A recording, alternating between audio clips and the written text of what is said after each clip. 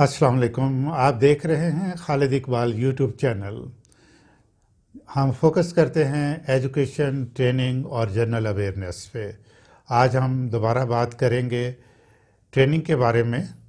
Last session में हमने बात की थी कि कामयाबियां कैसे हासिल की जा सकती हैं, ज़िंदगी में इंसान कामयाबियां कैसे समेट सकता है, और उसी के साथ एक बहुत ही इम्पॉर्टेंट हिस्सा है या फैक्टर है शुक्रगुजारी का, कि ये शुक्रगुजारी क्या होती है और शुक्रगुजारी का कामयाबियों के साथ क्या ताल्लुक़ है, हम किसके शुक्रगुजार हों और क्यों शुक्रगुजार हों।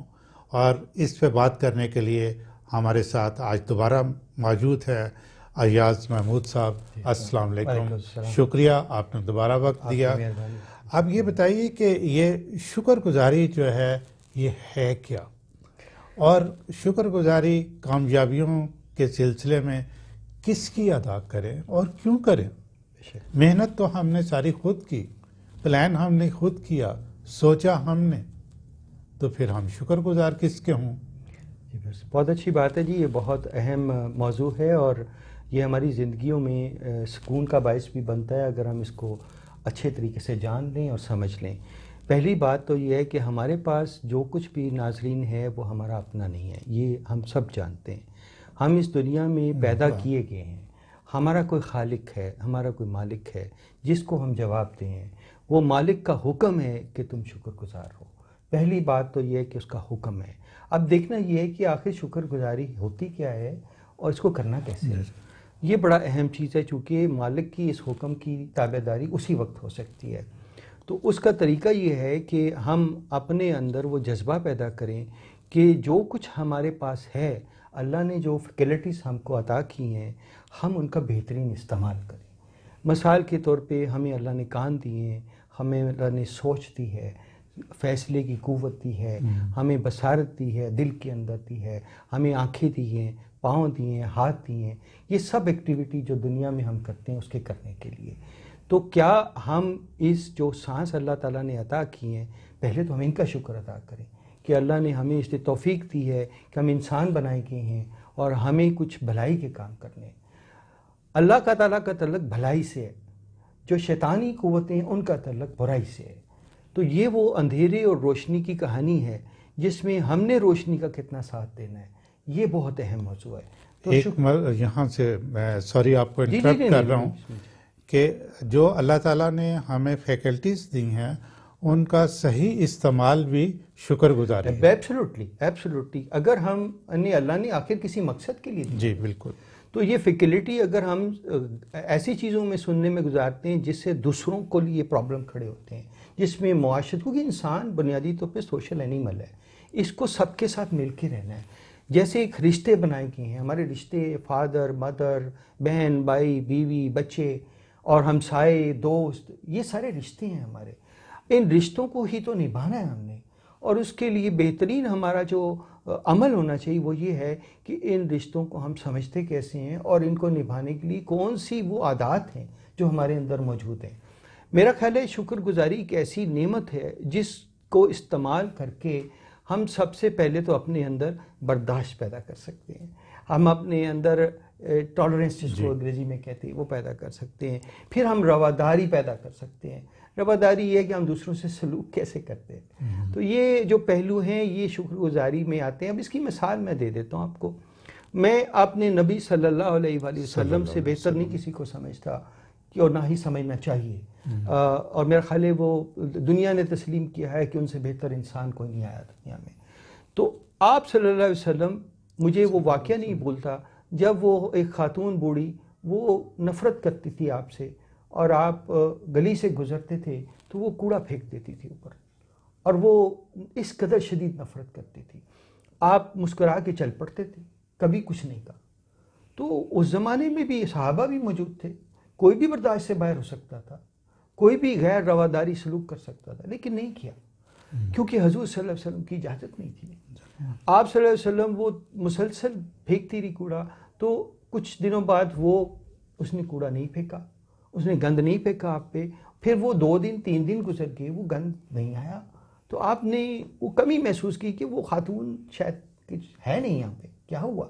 تو پوچھا تو پتہ چلا وہ بیمار ہے اور آپ اس کی تیمارداری کے لیے اوپر تشریف لے گئے. وہ خاتون جو نفرت کرتی تھی اس کو کوئی ملنے نہیں آیا تھا.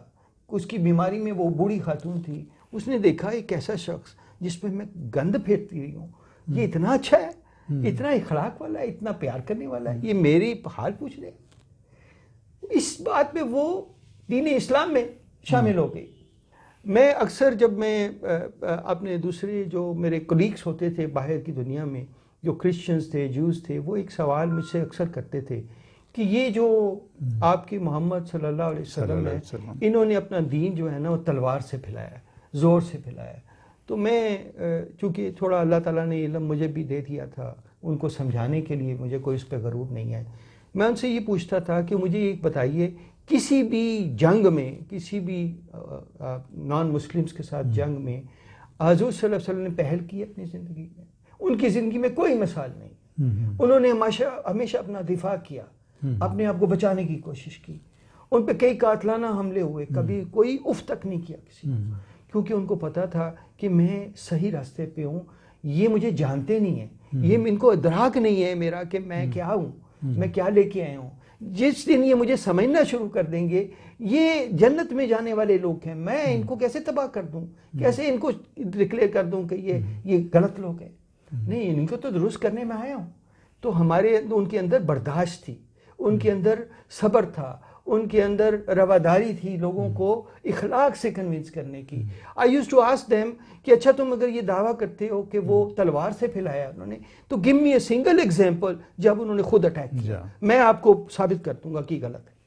تو اس کے اوپر ان کے وہ لاجواب ہو جاتے تھے میری اس بات سے, اور وہ سوچ میں مجبور ہو جاتے تھے کہ یار یہ بات تو صحیح کر رہا ہے, آج نہیں تو کل وہ اس کو تسلیم کریں گے. کم از کم میں نے ان کو روشنی دکھا دی. تو یہ بہت ضروری ہے کہ آپ جو ہے رواداری اختیار کریں گے, شکر ادا کریں گے. جو نبی صلی اللہ علیہ وسلم نے ہمیشہ شکر ادا کیا, یعنی آپ زمین پہ سو رہے ہیں تو شکر ادا کیا. آپ کے گھر میں حضرت فاطمہ رضی اللہ تعالی عنہا, ان کی پیاری چہیتی بیٹی فاقے سے رہتی, تو اس کو بھی برداشت کرتے تھے.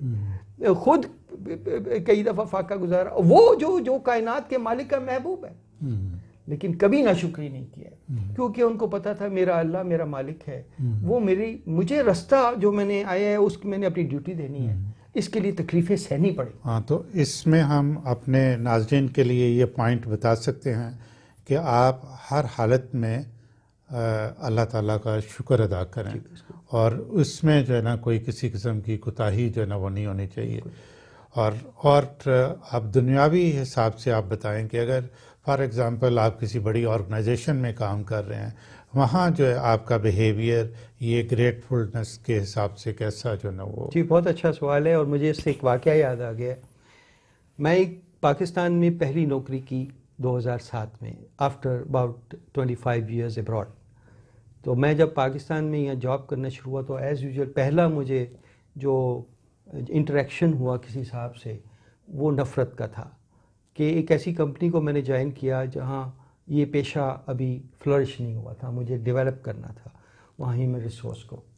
تو جب میں انٹر ہوا تو وہ خلاف تھے ہیومن ریسورس کے, تو انہوں نے مجھے برا بلا بھی کہا میری غیر موجودگی میں, اور یہ بھی کہا کہ 2 دن کے بعد دوڑ جائے گا مثال کے طور پہ. بلکہ ایک صاحب نے تو مجھے لیٹر لکھا باقاعدہ سے کہ آپ کیا کر لیں گے, آپ آئیں یہاں پہ, یہ اتنے مسائل ہیں آج تک حل نہیں ہوئے, آپ بھی اسی طرح آئیں گے چلے جائیں گے, یا تو مسائل حل کریں ہمارے. تو میں نے اس کو برداشت کیا, میں نے اس کا برا نہیں مانا. میں نے کہا یہ تو میرے لیے اپرچونٹی ہے کہ میں اپنی جگہ بناؤں.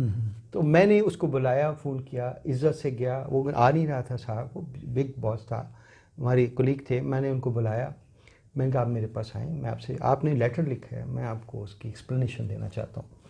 تو میں نے ایکسپلین کیا. وہ مجھے آتے ہی انہوں نے پوری پچھلے کوئی 8-10 سال کی فرسٹریشن نکالی میرے اوپر. میں خاموشی سے, you see you have to be silent, کبھی چپ بھی رہنا. Listening is very important. آپ کسی بھی مرض کی دوا, چاہے ڈاکٹر ہو چاہے کوئی اسکالر ہو, لسننگ سے آتی ہو جاتی ہے, اس بیماری ختم ہو جاتی ہے. تو میں نے ان کو جب لسننگ دی تو اس نے محسوس کیا کہ یہ بندہ ریئیکٹ نہیں کر رہا, یہ بندہ میری بات کو سن رہا ہے, سمجھنے کی کوشش کر رہا ہے. تو اس کے نتیجے میں وہ بالکل ٹھنڈے ہو گئے. اور اس کے بعد میں نے اپنا مدعا بیان کیا ان کو کہ آپ کی جو تکلیفیں ہیں یہ میری بھی تکلیف ہیں، اور میں یہ فرسٹ پرائرٹی پہ آپ کو سالو کر کے انشاءاللہ دوں گا، اینڈ اٹس ٹائم باؤنڈ، میں ود ان اے ویک ان کو حل کر دوں گا، آپ بھی میرے پہ چھوڑ دیں۔ تو ایک ویک کے بعد آپ مجھے بتائیے گا کہ آپ HR کو کیا فیل کرتے ہیں، پھر مجھے بتائیے گا، and I did it personally. اس میں ٹینشن میں کہ یہ میرے لیے اسٹڈی کیس ہے، تاکہ میں یہاں پہ جگہ بناؤں اور میں ان کو بتاؤں کہ human resource is some thing. تو وہ جب ان کی ریزولیوشن ہوئی اس کے اوپر، تو وہ صاحب نے مجھے ایک تھینک یو نوٹ بھیجا، وہ میرے پاس محفوظ ہے۔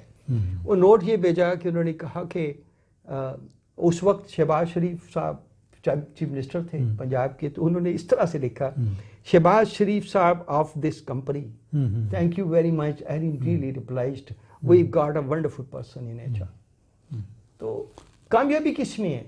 آپ کسی کی غصے کو برداشت کریں، سنیں اس کی بات کو، وہ اللہ تعالیٰ آپ کے لیے موقع بھیج رہا ہے کہ آپ اب کچھ کر کے دکھائیں۔